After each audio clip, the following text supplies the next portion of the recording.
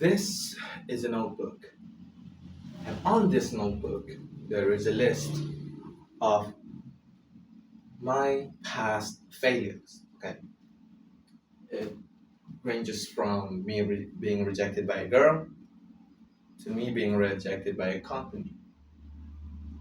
I usually kept this book on my desk, letting it rot there, because every time I take a look at it, it's just a reminder that how big of a failure I am.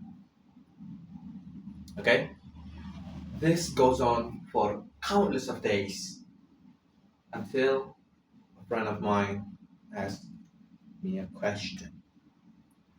The question that will entirely change my life. It was something so simple. What did you learn from these failures? That got me thinking. I took a few seconds to think about it, and then it hit me. I couldn't answer him. I was so busy being ashamed of myself that I couldn't even think what I have just learned from those failures. That moment I realized that failure is not the opposite of success. It is the curriculum. Okay? We've spent well over 12 years of school. Okay? And over that 12 years, we have been told this simple and yet consistent lie that failure means there is something wrong with you. Okay? But I digress. You see, miss deadlines, your grade drops. Get an answer, get a question wrong, you've lost a point. Okay? This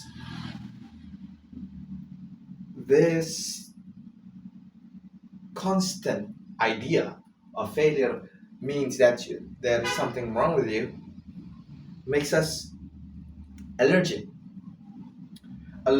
to a verdict, to failures in itself. Okay, but the school doesn't teach us how we can learn from those failures. I want you to meet James Dyson. James Dyson, he invented the bagless vacuum cleaner. Okay, the vacuum cleaner that made him a billionaire now. In course of him being the one who invented that bagless vacuum cleaner, he made 5,126 prototypes. That's 5,126 failures before he gets it right. He was not failing despite being a genius. He's becoming a genius through those failures. Okay? I doubt that every one of us will have 5,126 failures. But this idea, this mindset, scales down to every single bit of entrepreneurship level. Okay? James Dyson failed not because he he's not a genius. He failed. He learned through those mistakes. He learned what went wrong, what clogged up the vacuum, what lost its power. Okay, we can learn a lot from James Dyson, not just James Dyson. Okay, here's another here's another fact. According to studies, there is 90% chance your startup will fail. Okay, that's 9 out of 10. That's a big number. Okay, your first startup will fail, your first pitch will fail, your first client, your first employee must usually be a mismatch. But great entrepreneurs, they don't walk away from the fact. The great entrepreneur will sit down and digest those facts. They will fail. That goes without saying. But with failing comes data. Failure is data. Data that you can correct yourself with. Okay? Failures will come constantly throughout your life. And with those data, you can learn from it and keep correcting yourself until you get it right.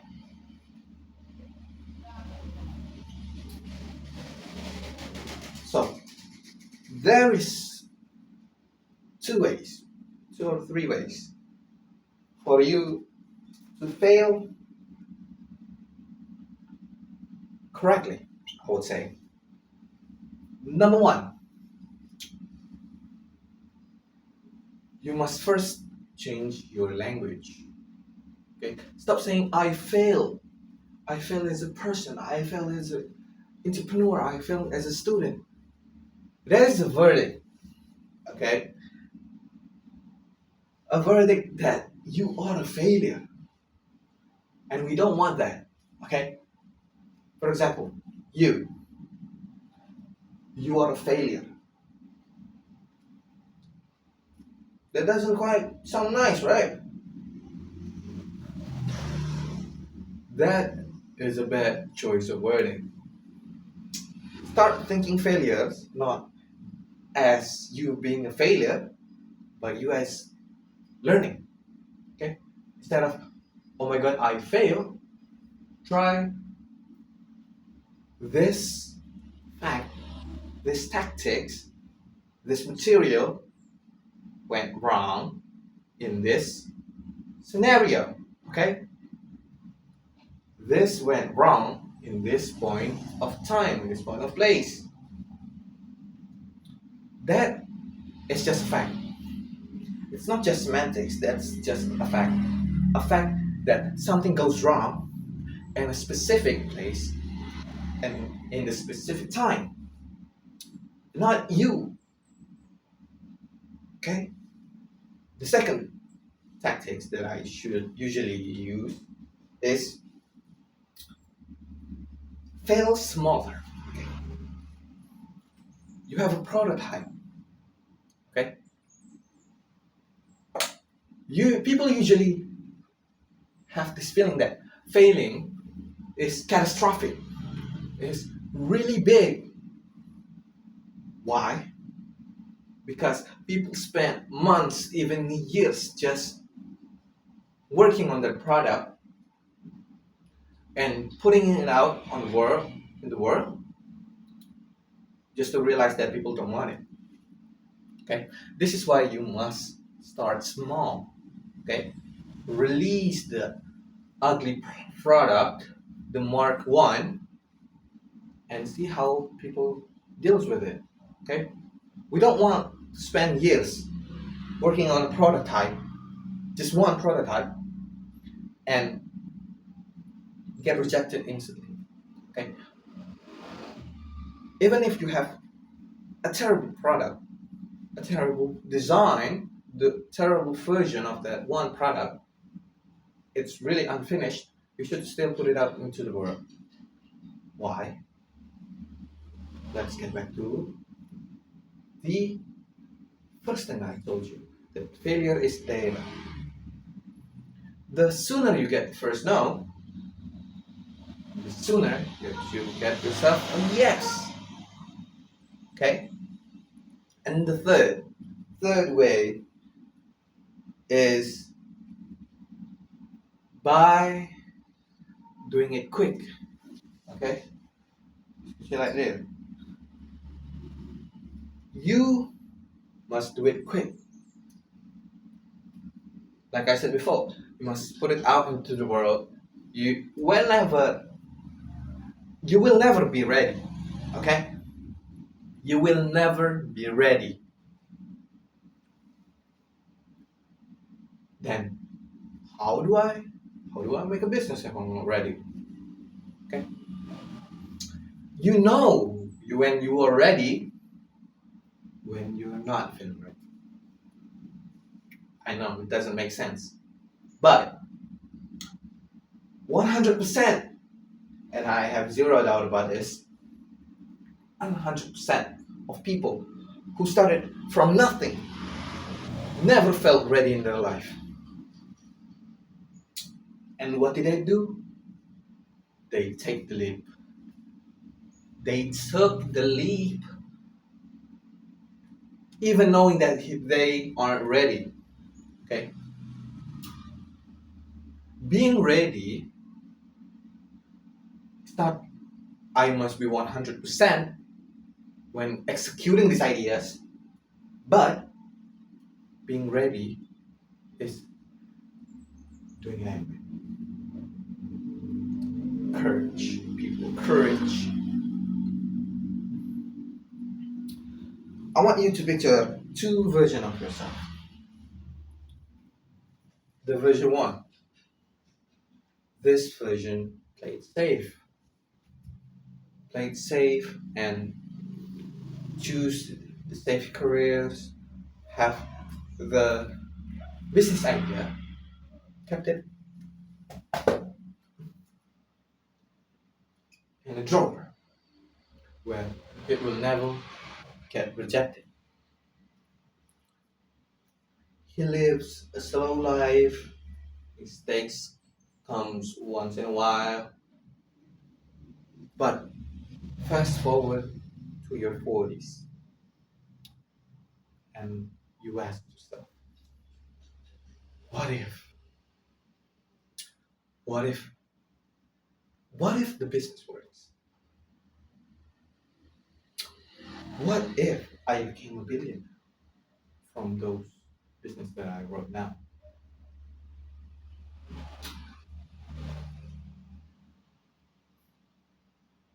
The second version. The second version starts by picking up this note, write down what do they want their business to be about, and they fail multiple times, constantly, and those failures filled this book to the brim until he finds that one solution that made him who he is. He may not be a billionaire. I cannot guarantee that everybody is going to be a billionaire after he or she wrote down everything and failed constantly over a few decades. But I will told you that the second version of you will live more than the first version of you could ever have been. So I want you all to take a notebook or a piece of paper and write down your failures. Put it somewhere visible, okay? Like me. I won't let anyone dare touch those failures because it's quite literally my dictation, okay? And the next time you failed as a businessman, as a student, as a person. I want you guys to remember that the curriculum is working. Keep going. Thank you very much.